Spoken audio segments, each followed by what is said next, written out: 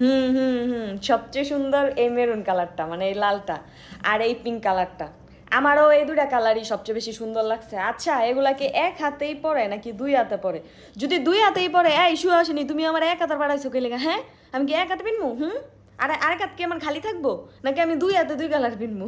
ড্রেসের লোকে কি মানাইবো? অনেকগুলা মানে কয়েকটা আপু আমারে মেসেজ করছে, আমারে দিয়া দাও আপু, আমারে দিয়া দাও।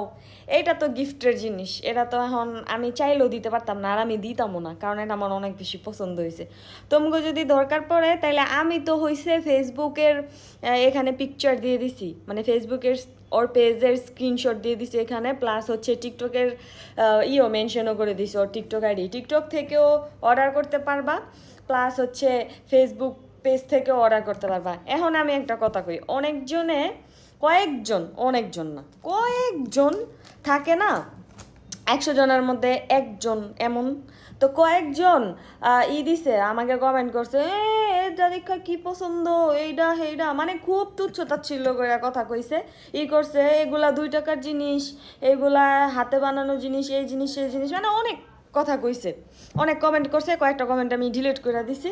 এখন কথা হয়েছে, যারা নাকি এই যে এগুলা নিয়ে তুচ্ছ তাচ্ছিল্য করলা, করলাম তুমি কইলা কম দামি জিনিস, এই জিনিস এই জিনিস, ভাই এইগুলা মার্কেটে অ্যাভেলেবেল পাওয়া যায় না, তার মানে জিনিসটা আনকমন।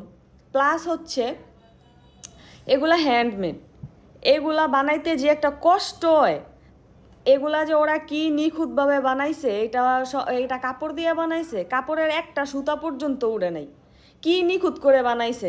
আর সবচেয়ে বড় কথা হচ্ছে, শুধু বাংলাদেশ না, পুরা পৃথিবীর মধ্যে, পুরা ওয়ার্ল্ডের মধ্যে হ্যান্ডমেড যে কোনো জিনিস, হাতের তৈরি শুধু চুড়ি না, যে কোনো জিনিস খুব গুরুত্ব দেওয়া হয় হাতের তৈরি জিনিসের। হাতের তৈরির জিনিসের দাম অনেক বেশি, হাতের তৈরি জিনিসে অনেক টেকসই হয়, অনেক টিকে, অনেক নিখুঁত হয়, হাতের তৈরি জিনিস অনেক টিকে। এইটা হচ্ছে যারা হাতের তৈরি জিনিস কিনে ইউজ করে বা পছন্দ করে তারা একমাত্র বুঝবো। যারা নাকি নয়া বড়লোক হয়েছে না, ওই যে, মানে কি আর কমু, যাই হোক, তোমরা এগুলো বুঝবা না। হাতের তৈরি জিনিসের মধ্যে ওরা যখন এই জিনিসটা বানায় তখন আলাদা একটা মায়া ভালোবাসা কাজ করে, কারণ হাতের তৈরি প্রত্যেকটা জিনিস মন থেকে আসে। তো এগুলারে আন্ডার এস্টিমেট করার আগে, তুচ্ছ তাচ্ছিল্য করার আগে, মানে 10 বার চিন্তা করে তারপরে বইল। এইগুলা বইলা নিজেরে মূর্খ আর নয়া বড়লোক প্রমাণ দিও না। আর যদি বড়লোকই হইতা তাহলে এইসব জিনিস লইয়া কখনো তুচ্ছ তাচ্ছিল্য করতা না। মানে আমার জাস্ট ভাষা নাই, আমি জাস্ট চিন্তা করলাম একটা মানুষ কত ইন্টেলিজেন্ট হইলে, কত পরিমাণের ব্রেনের মানুষ হইলে এই জিনিস তৈরি করতে পারে, তাও হাত দিয়া, সামান্য কাপড় দিয়া, দিয়া।